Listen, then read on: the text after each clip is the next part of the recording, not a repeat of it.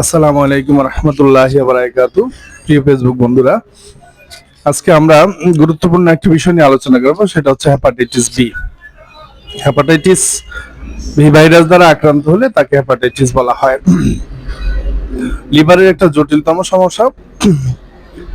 Hepatitis B virus দুই ধরনের হয়ে থাকে, একটা হচ্ছে অ্যাকিউট হেপাটাইটিস, একটা হচ্ছে ক্রনিক হেপাটাইটিস। অ্যাকিউট হেপাটাইটিস যদি হঠাৎ করে কেউ অসুস্থ হয়ে যায় লিভার সংক্রান্ত সমস্যায়, অ্যাকিউট হেপাটাইটিস গুলির লক্ষণগুলি কি হতে পারে সেটা আমরা একটু আলোচনা করব। সেটা হচ্ছে অ্যাকিউট হেপাটাইটিস হইলে প্রথমে যেটা হবে সেটা হচ্ছে লিভারের ডান পাশে ব্যথা করবে, আপনার পেটের উপরে ভাগ লিভারের ডান পাশে ব্যথা করবে, খাবার অরুচি, বমি বমি ভাব দেখা দেবে, চোখের স্ক্লেরা সাদা অংশটা হলুদ হয়ে যাবে, পাশাপাশি প্রস্রাব হলুদ হতে পারে,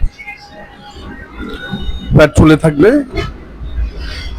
এই শরীরে ব্যথা হতে পারে, গায়ে জ্বর আসতে পারে, জয়েন্ট ব্যথা আসতে পারে। তো অ্যাকিউট হেপাটাইটিস 1 থেকে 2 মাস 2 থেকে 6 মাস পর্যন্ত সর্বোচ্চ কন্টিনিউ করতে পারে। চিকিৎসায় hepatitis B virus, acute hepatitis ইনশাআল্লাহ সুস্থ হয়ে যেতে পারলে। আর অ্যাকিউট হেপাটাইটিস হলে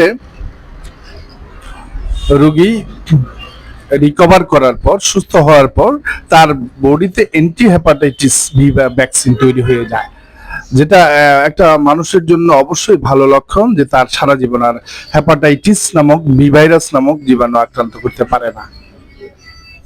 আর দ্বিতীয়টা হচ্ছে ক্রনিক হেপাটাইটিস। ক্রনিক হেপাটাইটিস যাদের হয় তাদের লক্ষণগুলি আরো একটু গুরুতর হয়।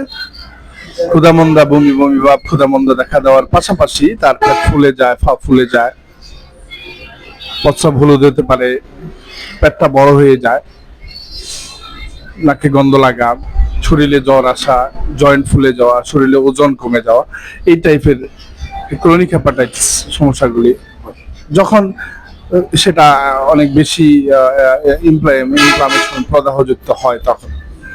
ক্রনিক হেপাটাইটিস দীর্ঘমেয়াদী একটা সমস্যা, 2 বছর, 5 বছর, 7 বছর, সারা জীবনও থাকতে পারে।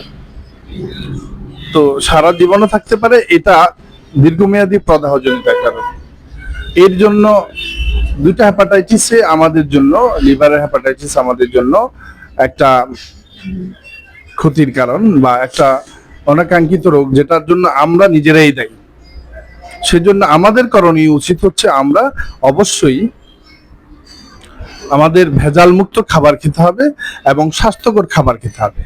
ইনশাআল্লাহ আমরা পরবর্তী ভিডিওতে এই নিয়ে আরো আলোচনা করব বিস্তারিত ভাবে।